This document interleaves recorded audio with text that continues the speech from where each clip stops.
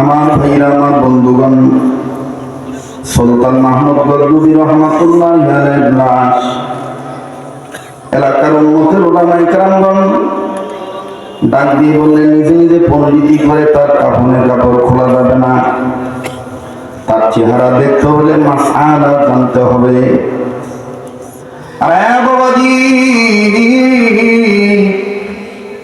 এবার উম্মতের উলামায়ে মাশায়েখ, উম্মতের আলেমগণ সিদ্ধান্ত নিয়ে দেখলেন এই লাশের চেহারাটা দেখার কারণে অনেক বেনামাজি নামাজি হইয়া যাইতে পারে,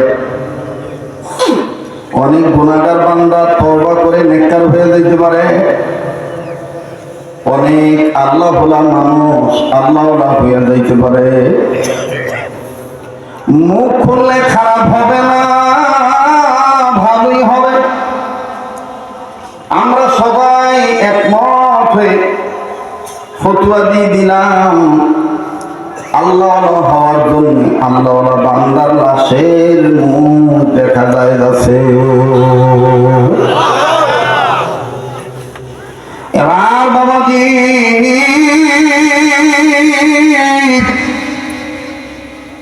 দোকানদার ভাইরা সামান্য সোনার জন্য দোকান বন্ধ করো, অথবা বন্ধ না করলে দোকানে বসে দিলের কান লাগে। শোনো, তোমরা মারা তারাত্মীয় রক্তের ভক্ত, যদিও ব্যস্ততার কারণে এই অঞ্চলে পর্দার এই পার আমার কম আসা হয়, জীবনের শেষ বয়ান মনে করে বয়ান করছি। দেখেন তো দেখি দিলখানা নরম হয় কিনা, এক ফোঁটা চোখের পানি ফলাইতে পারেন কিনা। বাবাজি, সুলতান মাহমুদ গজনবী রহমাতুল্লাহ আলাইহি লাশ যখন বাই করা হলো, মুখটা যখন খোলা হলো, উম্মতের উলামায়ে কেরাম, অরুণ তরুণ, বুজুর্গ, আলেম, প্রবীণ নবীন, ধনী গরীব সবাই চেহারা দেখার জন্য পাগল হয়ে গেল। চেহারার দিকে তাকায় দেখি মরমার সন্তান মায়ের বুকে ঘুমাইতেছে। এত সুন্দর তার মুখের মধ্যে হাসি বর্ণ চেহারা দেখা যায়। আমার ভাইরা কান্না না আসলো, কান্নার ভান ধরবেন। আমার দিন বলে আজকের মাহফিল তো আমার মাওলা কবুল করবেন। এখানে আমি আপনি গুনাহগার হইতে পারি, বাবা আমার হাতে গুনাহ, পায়ে গুনাহ, কলবে গুনাহ, চোখে গুনাহ, মুখে গুনাহ। একটু খেয়াল করবেন বাবা, কেউ কারো দিকে তাকাইবেন না। নাকটার মধ্যে কেমন জানি আল্লাহর গ্রাণ আসতেছে, যেদিকে তাকাই ওদিকে খালি নূর আর নূর দেখতে পাচ্ছি। আমি আপনি গুনাহগার হইতে পারি বাবা, এই ময়দানি মালের হাট বাজারে কোন কোনায় কোন জায়গায় যেন আল্লাহর গোপন কলি বসিয়া রয়েছে। ওই একজন পাগল হয়েছিল, আমার মাওলা আমার আপনারে মাফ করিয়া দিতে পারে। ভাইয়া, যদি গুনাহ থাকে গুনাহ মাফের আশায় আওয়াজ দিয়ে বলেন না আল্লাহ। এতগুলো মানুষের জবানের মধ্যে কেন মাওলার প্রেমের আওয়াজ নাই? মায়া লাগে একটা ডাক দেন না, বলেন না আল্লাহ। আমি গুনাহগার গো আল্লাহ, আমি গুনাহগার, বলেন আমি গুনাহগার গো আল্লাহ। ও ভাই, গুনাহ থাকলে স্বীকার করেন, আল্লাহ মাফ করিয়ে দিবে। আমি গুনাহগার গো আল্লাহ, আমি গুনাহগার, সবাই আমি গুনাহগার গো আল্লাহ, আমি গুনাহগার, বলেন আমি গুনাহগার গো আল্লাহ, আমি গুনাহগার। দয়া করে আমার গুনাহ মাফ করে দাও, তোমার নাম যে গফুর গাফফার। আমি গুনাহগার গো আল্লাহ, আমি গুনাহগার, বলেন আমি গুনাহগার গো আল্লাহ, আমি গুনাহগার। ও আল্লাহর বলতে ভালো লাগবে, বুঝে নিবেন, আমার মাওলা আপনার মাফ করিয়ে দিবে। বাইরে মায়ের চাইতে বাবার চাইতে আমার আল্লাহ অনেক দয়াবান। কাজে কেউ জবান বন্ধ রাখবেন না। ও আলেম ও তলবের অশিক্ষিত শিক্ষিত ও অর্ধশিক্ষিত গরিব ধনী ও প্রবাসী ও দেশবাসী ও আমার আত্মীয় নাত্মীয় ও আমার বাবার ও আমার ভাইরা ও আমার মায়েরা ও আমার বোনেরা, দেখো যদি গুনাহ থাকে গুনাহ নিয়ে কবরে গেলে কিন্তু উপায় নাই। জবান খুলে সবাই বলেন না আমি গুনাহগার গো আল্লাহ, আমি গুনাহগার, বলে আমি গুনাহগার গো আল্লাহ, আমি গুনাহগার। সবাই জবান খুলেন আল্লাহ হইয়া যাবেন, আল্লাহ হইয়া যাবেন। মায়া লাগে বলেন না আমি গুনাহগার গো আল্লাহ, আমি গুনাহগার, আবার আমি গুনাহগার গো আল্লাহ, আমি গুনাহগার। দয়া করে আমার গুনাহ মাফ করে দাও, তোমার নাম যে গফুর গাফফার। আমি গুনাহগার গো আল্লাহ, আমি গুনাহগার, আবার আমি গুনাহগার গো আল্লাহ, আমি গুনাহগার। তুমি রহিম তুমি করিম তুমি যে সাত্তার, তুমি খালিক তুমি মালিক তুমি যে জব্বার। তুমি রহিম তুমি করিম তুমি যে সাত্তার, তুমি খালিক তুমি মালিক তুমি যে জব্বার। তাই তো তোমার সিফাত হলো আল্লাহু আকবার, তাই তো তোমার সিফাত হলো আল্লাহু আকবার। আমি গুনাহগার গো আল্লাহ, আমি গুনাহগার, বলেন আমি গুনাহগার গো আল্লাহ, আমি গুনাহগার। দয়া করে আমার গুনাহ মাফ করে দাও, তোমার নাম যে গফুর গাফফার। আমি গুনাহগার গো আল্লাহ, আমি গুনাহগার, সামনে বইরা তো থাকেন দেখি পিছনে বইরা তওবা করি হতে চায় কি চায় না। আমি গুনাহগার গো আল্লাহ, আমি গুনাহগার, মাশাআল্লাহ আমি গুনাহগার গো আল্লাহ। আমি গুনাহগার। পিছনে বাইরা চুপ থাকেন, একটু চোখ বন্ধ করেন, কবরের মুরাকাবায় যা দেখেন। চোখ বন্ধ করলে আন্দার আন্দার, কেউ কারো দিকে তাকাইবেন না। ইতিহাসের পাতায় আজকের এই মাহফিলটা অল্প সময়ের মধ্যে রেকর্ড হইয়া থাকবে। আমার বন্ধুগণ ওলি আল্লাহ হইয়া যাবেন, আল্লাহ রুহানিয়াত ফয়জিয়াত বারাকাত পাবো। কেউ কারো দিকে তাকাইবেন না। একটু সময়ের জন্য কবরে চিন্তা করিয়া দেখো, ওই কবরে যখন আমার আপনারা শোয়াবে, আপন বিবিও আর কবরে আসিয়া বসিয়া থাকবো, ছেলে মেয়েও আর কবরে আসবে না। আব্বা তুমি কেমন আছো, আব্বা তুমি কেমন আছো। বাবারে আজকে আসার সময় আমার মেয়েটা ডাক দিয়ে পাবো, পদ্মা সেতুতে নাকি অনেক দুর্ঘটনা ঘটে, আপনি একটু সাবধানে যাইবেন। আমার ভাইরা আমার কবর একটা চুমা দিয়ে আব্বু ড্রাইভার আঙ্কেল সাবধানে গাড়ি চালাইতে বলবে। বাগান এটা ছিল তার বারবার আবার জিজ্ঞেস করে আব্বু মাহফিল থেকে আসতে কতক্ষণ লাগবে। আমি বললাম মাগো কেন ডাকি কয় আব্বু, ও আব্বু তুমি না আসলে ভালো লাগে না, বাড়িটা কেমন জানি ফাঁকা ফাঁকা লাগে। বাজান রে আল্লাহর কসম করিয়ে বলি, মেয়ের কবরে চুমা দেওয়ার পর নামতেছি আর দিনে দিনে বলতেছি আহারে দুনিয়া, আহারে দুনিয়া। এই যে আমাদের উস্তাদ মাওলানা হেলালউদ্দিন ইন্তেকাল করলে, আমার বন্ধুগণ আমাদের ভাই সর্দি ভাই মাওলানা আকরাম হোসেন সাহেব চলিয়া গেলেন। হাতটা ধরিয়া ভাইয়া নিয়ত ছিল বয়ান শুনবো, কান্নাকাটি করবো, তোমার আমি নিজেই বিদায় দেবো না, মাদ্রাসায় ধরিয়া নিয়ে যায় শিবসরে সারা রাত গল্প করতা। বলছি কেন, কয় ভাই কেউ জানো কার না জানো, কত বুজুর্গদের সিনা যে তোমার সিনার সাথে লাগছে, কত বুজুর্গর নেক নজর যে তোমার চেহারার দিকে আছে।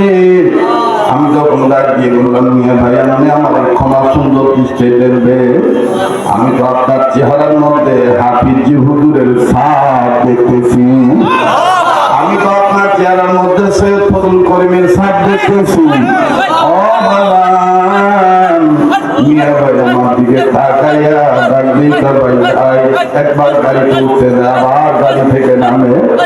আমি একবার বারবার বলি, ভাইয়া তোমার কাছে আমি দোয়া চাই। বাদালে দুনিয়া কিন্তু থাকার জায়গা না, মায়া লাগা একটা ডাক্তার না, বলেন না আল্লাহ, আবার বলেন না আল্লাহ। এ ভাইয়া দেখো কিঞ্চিত পরিমাণ গুনাহ আছে নাকি? আমার বন্ধুগণ চোখের দিকে তাকাইয়া নিজের কলবের দিকে তাকাও, নিজের আমল আমার দিকে চাও, চাইয়া দেখো কোনো কালো ঘর দেখা যায় কিনা। ওই কালো ঘরটার নাম হলো কবর আযাবের ঘর, ওই কালো ঘরটার নাম হইল গুনার ঘর। আমার বন্ধুগণ এই গুনার ঘর লইয়া মরলে সবাই হইয়া যাবে পর, আর যখন সবাই হবে পর আমার মাওলা তখন ডাক দিয়ে বলবে, আযাবের ফেরেশতারা ওরে আযাব দিয়া ধর। আমি গুনাহগার গো আল্লাহ, আমি গুনাহগার, বলেন না আমি গুনাহগার গো আল্লাহ, আমি গুনাহগার, আমি গুনাহগার গো আল্লাহ, আমি গুনাহগার। দয়া করে আমার গুনাহ মাফ করে দাও, তোমার নাম দে গভীর গভীর। আমি গুনাহগার গো আল্লাহ, আমি গুনাহগার। নারায়ে তাকবীর, আল্লাহু আকবার। একটু জোরে বলেন আল্লাহু আকবার, নারায়ে তাকবীর। ও বাবা, আজকের এই মালের হাট অঞ্চলের বাজারটা আল্লাহ ওদের বাজার হয়ে গেছে। আমার বন্ধুগণ আল্লাহ পাক কবুল করবেন, আল্লাহ রাব্বুল আলামিন মঞ্জুর দিয়ে দিবে। চোখের পানি পড়লে এই চোখের পানি কাপড় দিয়ে মুছবেন না, এই চোখের পানি কিছু দিয়ে মুছবেন না। আনোয়ার শাহ কাশ্মীর রহমতুল্লাহ আলাইহি, রশিদ আহমদ গঙ্গি রহমতুল্লাহ আলাইহি বাজারে বারবার বলেছে, আল্লাহ ওদের মহব্বতে যারা কান্দে, কবরে আযাবের ভয়ে যারা কান্দে, গুনাহ মাফ পাওয়ার জন্য তওবা করতে যারা কান্দে, নবীর প্রেমে যারা কান্দে, এই কান্দিনা চোখের পানি ওলাদের এত দাম। এই পানি যদি কেউ চেহারায় লাগায় রাখো, কিয়ামতের ময়দানে কান্দিনা চোখের পানির দাগ চেহারার মধ্যে ফুটে উঠবে। আমার মাওলা ডাক দিয়ে বলবে,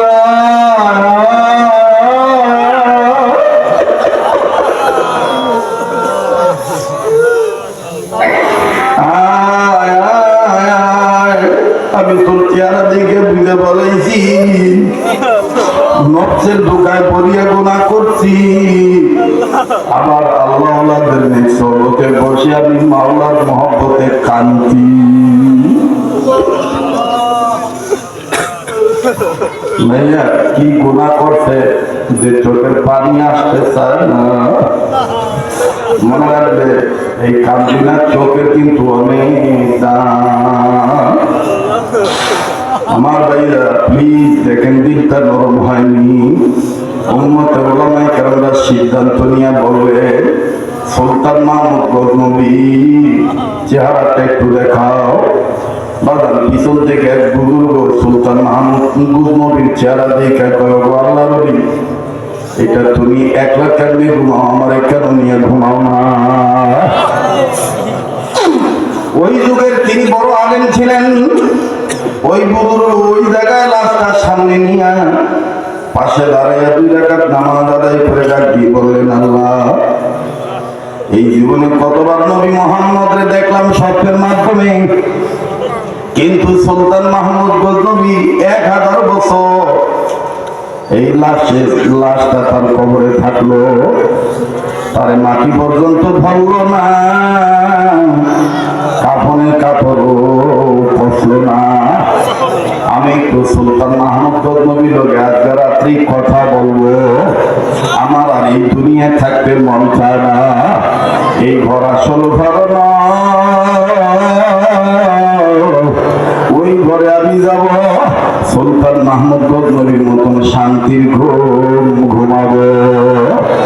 আরে বাবাজি, এখনো তারা বাড়ি ছাড়ো নাই, এখনো তারা গাড়ি ব্রেক করো নাই, এখনো তারা দিলের এর কপাল মন্দ মনে হয়, এই গোলামকে অবহেলা করার দরকার নাই। এই গোলামকে তো আমার মাওলা প্রত্যেকটা বছর গোটা রমজান মদিনা রাখিয়ে দেয়। এই গোলামের হাত বারবার কাবা ধরে, এই গোলামের হাত আল্লাহওয়ালাদের হাতের সাথে লাগানো, চক্ষুটা বন্ধ করলে আল্লাহওয়ালাদের চেহারার সামনে আসিয়া যায়। এ বন্ধু, এ বাবাজি, আমার এই মাদারীপুরের শরীয়তপুর জেলা, এটা আল্লাহওয়ালাদের জেলা, এটা গুনাহগারদের জেলা নয়, নেককারদের জেলা। মায়া লাগে একটা ডাক দিয়ে বলেন আল্লাহ।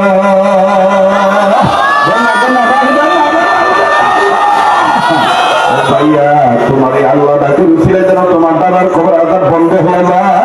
তোমার এই আল্লাহ ডাকে উচিলে যেন তোমার দাদির খবর আজাব বন্ধ হয়ে যায়। তোমার এই আল্লাহ ডাকে উচিলে যেন তোমার বাবার খবর আজাব বন্ধ হয়ে যায়।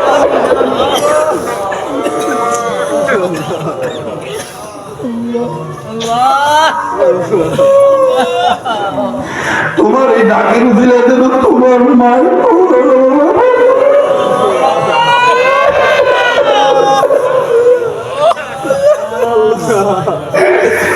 বাইরে। দুনিয়া কিন্তু থাকার জায়গা না, দুনিয়ায় কেউ চিরদিন থাকতে পারবো না। কেমনি আজকে দুনিয়ার লোকে পড়িয়া মায়ের নামে দোয়া করতে মনে চায় না, বাবার নামে দোয়া করতে মনে চায় না।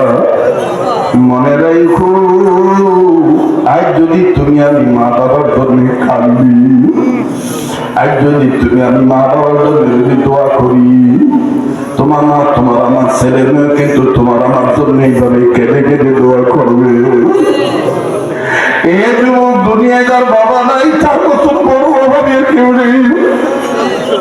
দুনিয়ায় যার মা নাই তার মতন বড় দুঃখের কেউ নেই। বাজান রে, প্রায় বয়ানি বলিয়া থাকি, আজকাল দাঁত থাকতে দাঁতের মর্ম বোঝো না। আমার ভাইয়া, আজকাল মা বাপ বেঁচে আছে, তাই মা বাবার বুড়া বুড়ি করে ধাক্কা দিয়ে ভালো দাও। মা বাবার খবর রাখো না। এই বাবা যেদিন মারা যায়, ওই দিন বুঝবা কত বড় নিয়ামত হারাইলা।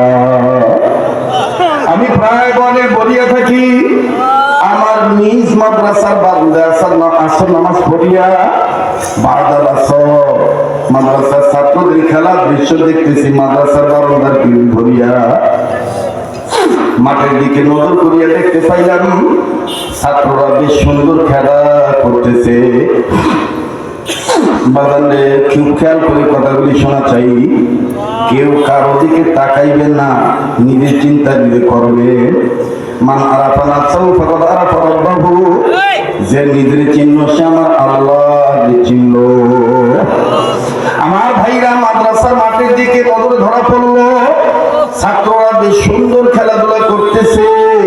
কিন্তু হঠাৎ করে যখন মেন গেটের দিকে নজর দিলাম, নজর করিয়া দেখতে পেলাম একটা বাবা হাতে একটা ব্যাগ নিয়ে দাঁড়ায় আছে। ওই ব্যাগের মধ্যে কমলা, আপেল, আঙ্গুর, বেদানা, বিস্কিট, চানাচুর দেখা যায়, আবার গামছা লুঙ্গিও দেখা যায়। কিন্তু বাপ্পার গায়ের শার্টটা কেমন জানেছিরা? আমার বন্ধুগণ বুঝতে পারলাম গরিব মানুষ, ছেলে খুঁজেছে। কোন ছেলের বাবা এটা আমার জানা ছিল না। বাপ্পার মাদ্রাসায় উন্নতি যারা ঢুকতে পারতেছেন না, বাইরে থেকে নজর করিয়া দেখতেছে আমার ছেলে কই। ও বাদাম, বাবা দেখতে দেখতে বাবা নজরে ছেড়ে পড়ে নাই, কিন্তু ছেলে নজরে বাবা পড়িয়া গেছে। 5-7 জন ছাত্রের মধ্যে হইতে একটা ছাত্র খেলা বন্ধ করিয়া দিল। আল্লাহর কসম করিয়া বলি, ওই দিন আমি মারাত্মক ভাবে নিজে একটা চরম শিক্ষা পাইছিলাম আমার বাবারে নিয়া। বাবারে আমি সহ আমার শিক্ষক স্টাফ দরকার ছিল ওই বাচ্চাটার উত্তর শুনিয়া। ও বাদাম, ওই ছাত্রটা নজর করিয়া দেখতে পাইলাম গায়ে হাফাটা গেঞ্জি পরা, পুরোটা গেঞ্জি ঘামের পানিতে ভিজিয়ে রয়েছে, বিভিন্ন জায়গায় ধুলাবালি ময়লা লাগানো। ছাত্রটা বাবারে দেখি আস্তে করে ধুলাবালি ঝাড়ার ঘাম মুছে আর ডাক দিয়ে কয়, ভাইয়া আজকে আর খেলবো না, ওই যে আমি বাবা আইছে, আমি আমার আব্বার কাছে যাইব। বাবার কাছে যখন দৌড় মারলো, নজর করিয়ে দেখলাম কি নাম বাবা, বাবা ছেলেটার দৌড় মারার দেখাই আস্তে করে হাতের জিনিসপত্র মাটিতে রাখলে রাখিয়া দুই হাত বাড়ে ঘামের দিকে তাকাইলেন না, নোংরা কাপড় দিকে তাকাইলেন না, হাত বাড়ায় ডাক দিয়ে কয় আয় আয় বাবা তুই আমার বুকে আয়। ছেলেটার কাছে যে সালাম দিয়ে আব্বু এতদিন পড়াইলাম মা কেমন আছে? ভাইকে ভাই বইনি কেমন আছে? আব্বু তুমি কেমন আছো? তুমি দিয়ে শুয়ে গেছো? ছেলেটার বাবা ডাক দিয়ে বাবা ঠিক নিয়ে অনেক দূরে দূরে যাইতে হয়, কাদের কারণে আসতে পারিনি বাবা। ছেলেটা বাবার সালাম দিয়ে মুসাফা করলো, বাবা ছেলেটার মুখে নিয়ে কপালে চুমা দিল, আর ছেলেটাও গালে মুখে চুমা দিয়ে কয় আব্বু তুমি কেমন আছো? ওই বাপ বেটার আদরের দৃশ্যটা এত ভালো লাগলো, কিন্তু বাবা যেই বারান্দায় দাঁড়াইয়া বাপ বেটার আদরের দৃশ্য দেখতেছিলাম, ওই একই বারান্দায় আর একটা ছেলে 11-12 বছর বয়স হবে, ওই বাপ বেটার আদরের দৃশ্য দেখে আর আমার থেকে একটু দূরে দাঁড়াইয়া পুরোর মতন গুড়গুড়ে কাঁদে আর ডাক দিয়ে করে আমার আব্বু ছিল, আমার বাবাও ছিল, আমার আব্বা কি আর কোনোদিন আইব না? আমার আব্বা কি আর কোনোদিন আমার এইভাবে আব্বু বইলা বুকে নিয়ে শোনা দিব না? কাছে যায় ডাক দিয়ে বললাম বাবা তুমি কাঁদো কেন, তোমার কি বাবা নাই? ছেলেটা বলা মাত্র এত চিৎকার দিয়ে ছিল, 2 মাস আগে আপনি তো ওয়াজে ছিলেন আমার আব্বা রোড অ্যাক্সিডেন্টে মারা গেছে, আজকে তাইলে কেন কান্দো? ছেলেটা কান্দার ডাক দিয়ে বললো এই ভাইয়ার আব্বার আদর দেখা আমার আব্বার কথা মনে হয়ে গেছে, ওই ময়দানে কার জানে বাবা নাই, আর বাবা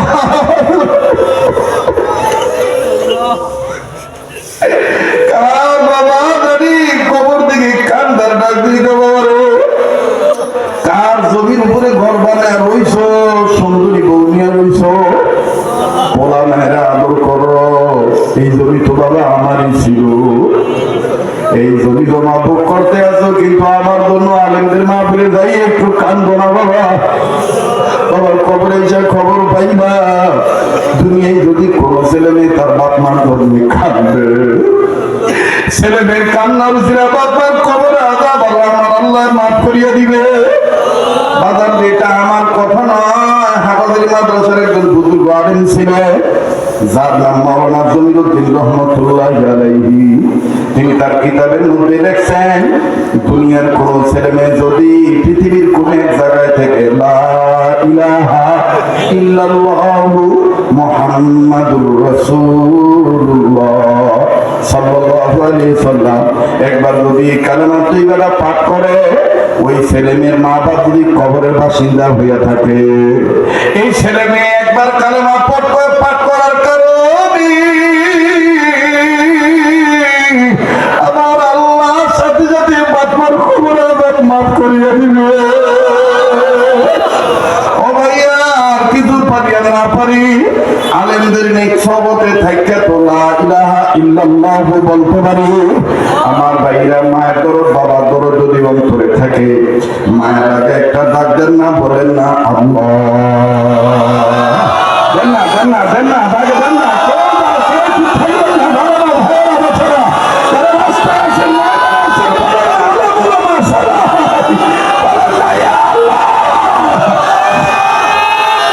আল্লাহ দেখো কেমনি বুড়ারা কান্দে, আল্লাহ দেখো কেমনি ছোট বাচ্চারা কান্দে, আল্লাহ আমার যুবক বন্ধুরা কান্দে, আল্লাহ গো তোমার কি মায়া লাগে না, আল্লাহ গো তোমার কি দয়া লাগে না।